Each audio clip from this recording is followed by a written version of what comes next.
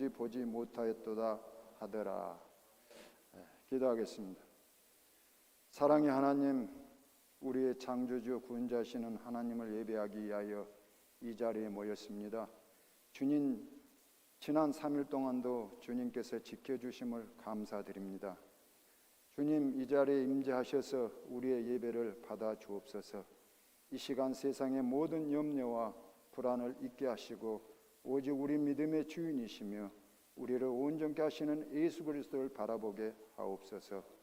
말씀을 통하여 그리스도의 인격을 담게 하시고 성령의 감동을 통하여 미래의 비전을 보는 은혜의 시간 되게 인도하여 주옵소서. 오직 진리의 말씀만 증거하게 하시고 악한 사탄마귀 틈타지 못하게 역사하여 주옵소서. 이 시간 시종을 주님께 의탁하옵고 예수 그리스도 이름으로 기도하옵나이다. 아멘. 그동안 3일 동안도 주님 안에서 다 잘 계셨는지요? 마가복음 2장에 보면은 2장에는 중풍병자와 예수의 만남을 소개합니다. 그리고 마태복음 9장과 또 5장에도 중풍병자에 대한 이야기가 나와요. 그 이유는 믿음이라는 것이 얼마나 중요한가, 믿음의 가치와 믿음의 유도성을 보여주시기 위해서 오늘 본문을 우리에게 주신 것입니다. 여러분, 세상에 믿음 없이 사는 사람이 어디 있겠습니까? 사실 알고 보면 모든 것이 믿음의 기초에서 우리가 살고 있어요. 이 집이 무너지지 않으리라는 믿음 때문에 교회에 오셨죠. 또 우리가 보고 믿는 게 아니고요, 사실을 봤기 때문에 믿는 것이 아니고 우리가 경험에 의해서 믿고 알고 믿는 것이 아니라 지식과 이성에 대해서 믿고 살아온 겁니다. 인간관계도 또 비즈니스도 서로 믿지 않으면 못해요. 현 사회가 많은 나라가 불행한 것은 서로 안 믿는 거예요. 정치도 믿지 않고 사람의 말도 믿지 않기 때문에 믿지 않으면 얼마나 많은 대가를 치러야 하는지 몰라요. 왜냐하면 내가 사람을 고용했는데, 내가 회사를 운영하는데 사람을 고용했는데 언제 나를 버리고 배신하고 도망갈지 모르니까 그 사람을 관리할 사람을 또 두어요. 믿음은 간단한 문제인데 믿지 못하니까 가정에서도 마찬가지예요. 남편은 아내를 안 믿고 남편은 아내를 안 믿고 자식을 안 믿으니까 경비가 얼마나 많이 들어간지도 몰라요. 세상에서 돈 안 되는 사회는 신용 사회입니다. 말이 신용이 돼야 하고 말이 수표가 돼야 합니다. 성도 여러분, 우리가 이 세상을 믿음으로 살아가고 있는데 예수님께서 말씀하신 믿음하고는 무슨 차이가 있을까요?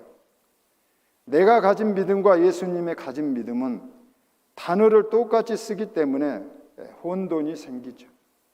우리들의 생각하는 믿음이라는 것은 신념 같은 거예요.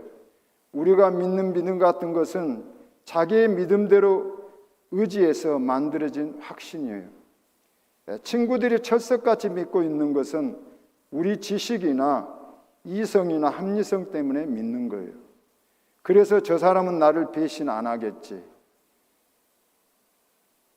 1 플러스 1은 2라는 믿는 것 다 마찬가지예요. 그런데 하나님께서 말씀을 통해 의도하시는 믿음은 어떤 것인가를 본문을 중심으로 살펴보면서 말씀을 상고하기를 원합니다.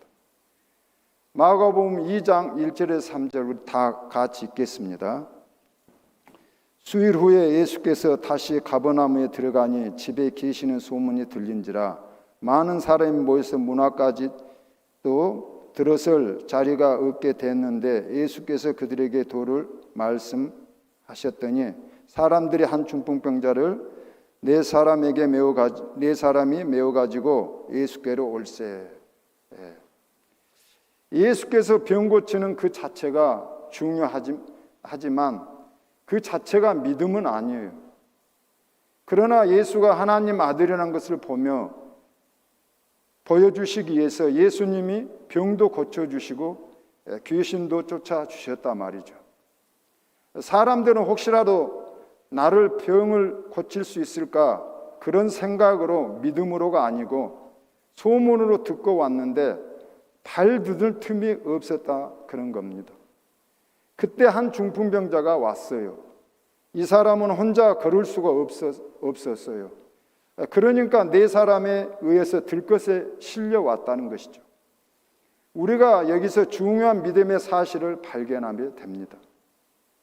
그것은 내 믿음도 중요하지만 예수님이 그런 말씀을 많이 하셨죠. 너 믿음이 너를 구원할 것이다.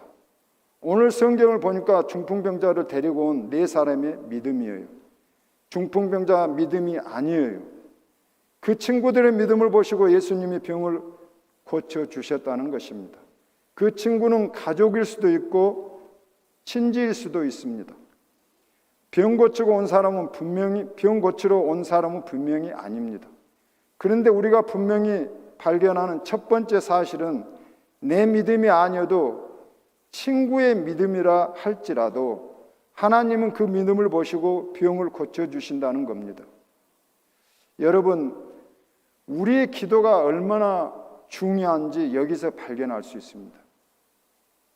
우리의 믿음이 꼭 나를 위한 것이 아니더라도 이웃과 선교지, 중남 및 코로나로 인해 신음하는 저들을 위한 기도도 내 기도와 같이 중요하다는 것입니다.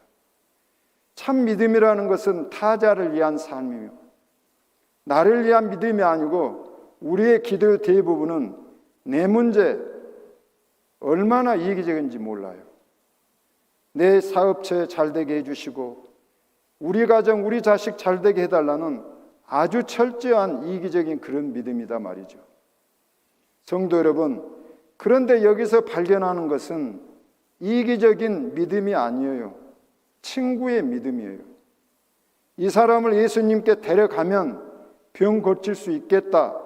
친구의 믿음을 예수님을 높이 평가했던 것입니다. 소자를 향하여, 가난한 자를 향하여, 어려운 사람을 향하여 내가 베푸는 말 한마디, 이것은 나 믿음보다도 더 큰 기적을 만들어낼 수 있는 것입니다. 우리가 일반적으로 생각했던 믿음의 개념을 완전히 깨는 것입니다. 성도 여러분, 신앙이란 뭐죠? 내가 나 기준에 잘못된 생각을 바꾸는 것입니다. 내가 왜 변해? 내가 지금까지 신앙생활을 얼마나 해왔는데 굳세라 금수나처럼 변하지 않는다면 안 됩니다. 변하셔야 됩니다. 나도 모르게 그렇게 살아왔어요. 그러나 예수님을 가만히 보면 우리의 생각을 뒤집어 놓으세요. 그리고 예수님을 따라가면 기적이 일어나는 것입니다. 나를 위한 삶이 아니라 중풍병 걸린 친구의 삶을 위해 사는 사람이 이것이 믿음이라는 것입니다. 두 번째는 중풍병자를 예수님께 데리고 왔다는 것입니다. 중풍병자도 이 친구들도 예수님 앞에 가면 병을 고친다는 소문을 들었겠죠. 그러니까 이 사람들이 예수께 찾아온 것입니다. 믿음이란 게 뭐죠? 예수님께 찾아가는 거예요. 훌륭한 애언자나 능력 있는 부흥사를 찾아가는 게 아니에요. 예수님을 찾아가야 합니다. 예수님께 초점을 모으는 것이 믿음이에요. 그런데 요즘 미국이나 한국이나 남미를 보면 정의를 위해 산다고 외치는 자들이 있습니다. 정의가 뭡니까? 정의는 사람이 하는 거예요. 믿음이 아니에요. 요즘 신문이나 방송을 보면 교육도 사회도 문제가 많아요. 다 문제 따라가다 보면 어디로 간지 몰라요. 우리는 예수님 따라가야 해요. 예수님이 원하시는 것을 내가 하는 겁니다. 누가 몸이 아플 때 친구들에게 예수님 따라가자. 이게 믿음이라는 겁니다. 그러니까 여러분 마음에 문제가 생기면 그래 새벽 기도 가자 이런 말을 하는 자체가 예수님을 찾는 것입니다. 여기에 참 믿음과 거짓 믿음의 차이가 있습니다. 어떻게 기도하느냐 중요한 게 아니라 누구에게 기도하느냐 하는 게 더 중요한 것입니다. 저는 이제 영성 스쿨을 갈 때 이렇게 보면 가끔 한 번씩 괜히 발목이 아픈다 할지 허리가 조금 이상한다 할지 그런 게 가기 한 일주일 전에 그런 게 와요. 왜 그럴까? 이게 다른 때 아무렇지도 않다가 꼭 가려고 한 며칠 남겨놓고 왜 이럴까? 사탄이 얼마나 이게 또 그 역사를 하는지. 그래서 그럴 때마다 저는 기도합니다. 그럴 때마다 또 목사님 사무실에 가서 저 기도 좀 해주세요. 이게 허리가 조금 좀 안 좋습니다. 발목이 좀 안 좋습니다. 그러고 나서 한 이틀 정도 지나면 언제 이게 아팠느냐 말끔해요. 그런 경우를 여러 번 제가 경험했습니다. 그래서 여러분들도 몸이 아프시고 그러시면 기도도 하시고 물론 병원에 가야겠죠.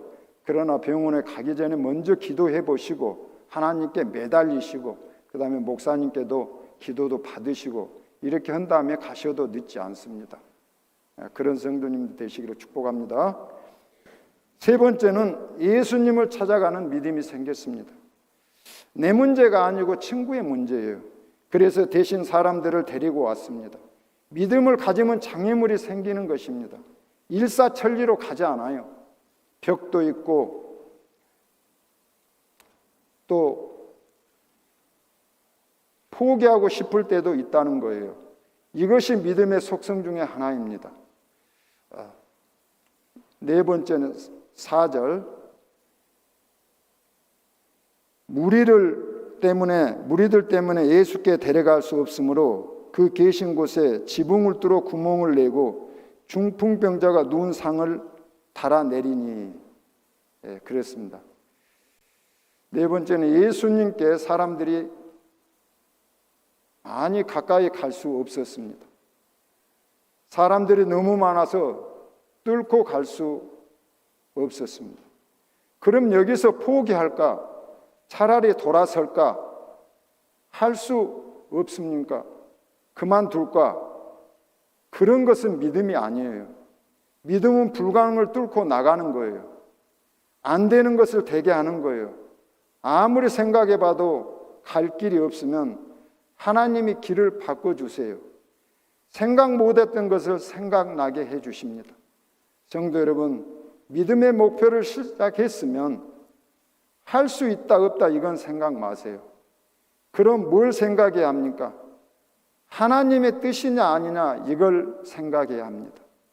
하나님의 뜻이면 벽도 뚫고 가고 공기도 뚫고 가고 남미 안데스 산맥도 뚫고 가고 안 보이는 것도 보고 바라는 것들의 실상이고 보이지 않는 것들의 증거이고 이것이 다 믿음이에요. 믿음은 불가능을 뚫고 나가는 것입니다. 절망을 헤쳐나가는 것입니다. 주여 나에게 믿음을 주옵소서. 그러면 하늘에서 불이 내려와 내게 믿음 주나요? 그건 아닙니다. 내가 뚫고 가야 해요. 믿음이 없어요. 길이 없습니까? 이 친구들이 뭘 생각했어요? 지붕을 뚫자, 석가래를 뚫자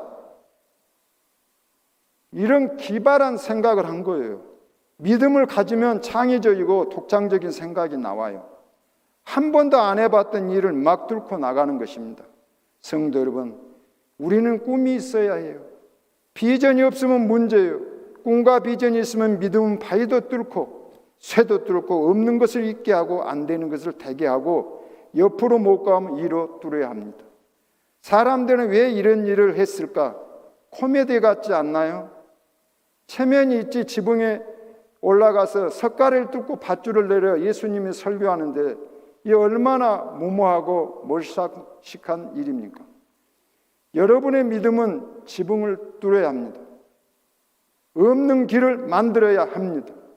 못한 것을 해야 합니다. 내가 못하니까 내가 힘이 없으니까, 돈이 없으니까, 나이가 들었으니까 안 할 거예요? 아니에요. 주님이 주신 거라면 포기하거나 돌아서지 마세요. 하나님이 주신 거라면 주실 것을 믿고 확실히 밀고 나가세요. 저는 믿음을 헌신이라고 생각합니다. 요즘 교회는 많은데 헌신하는 사람들이 코로나로 인해 적다고 합니다. 우리 교회는 많은 헌신된 일꾼들이 나오시기를 축복합니다. 5절, 예수께서 그들의 믿음을 보시고 중풍병자에게 이르시되 작은 자야 너 제 사함을 받았느니라 하시니라. 다섯 번째는 예수님의 새로운 정의를 발견합니다. 중풍병자의 믿음을 보고 고쳐주신 게 아니라 친구들의 믿음을 보고 고쳐주셨다는 거예요. 우리가 신앙생활에 갈등하는 것은 항상 내게 일어나는 사건을 원하기 때문에 응답이 했다 안 했다, 왜 하나님은 변덕이 많으신가? 아니에요. 나를 포기하면 간단합니다. 내 중심이 아니면 쉬워요. 내가 낮아지면 간단해요. 예수님은 많은 사람들을 만날 때마다 어떻게 하셨습니까? 그들의 믿음을 보시고 너가 낫고자 하느냐? 너 믿음대로 될지어다. 분명히 믿음을 보시고 병을 고쳐주셨지 병을 고치고 믿음을 주시지 않았다는 겁니다. 여러분 친구 중에 몸이 아픈 자가 있습니까? 가족 중에 그런 분이 계십니까? 하나님 앞에 나오세요. 오셔서 기도하세요. 그러면 하나님께서 고쳐주십니다. 사랑하는 성도 여러분, 예수님이 말씀하시는 믿음이 있으시기를 바랍니다. 예수님은 우리의 생각보다 크신 분이에요. 내가 신앙을 정의하는 것이 아니라 하나님이 우리의 신앙을 정해 주는 거예요. 여러분, 하나님에 대해서 무한한 가능성을 열어놓으세요. 하나님을 제한하지 마세요. 내 방법, 내 뜻대로 하지 마세요. 내 뜻대로 하나님이 응답하세요? 그런 하나님을 조종하는 거예요. 어떻게 내 방법대로 하나님을 조종합니까? 내가 하나님께 순종해야지 어떻게 하나님이 내 방법대로 내 뜻대로 움직여요. 좀 더 기다려야지. 말씀 보고 기도해야지. 아직 때가 안 되었구나. 기다리자. 기다리면 응답해 주십니다. 성도 여러분, 믿음의 결과는 하나님께 영광을 돌리는 것입니다. 살아도 주를 위해서, 죽어도 주를 위해서, 잘 돼도 하나님께 영광, 못 돼도 하나님께 영광, 오직 하나님께 영광을 돌리는 믿음 깊은 성도님들이 되시기를 축복합니다.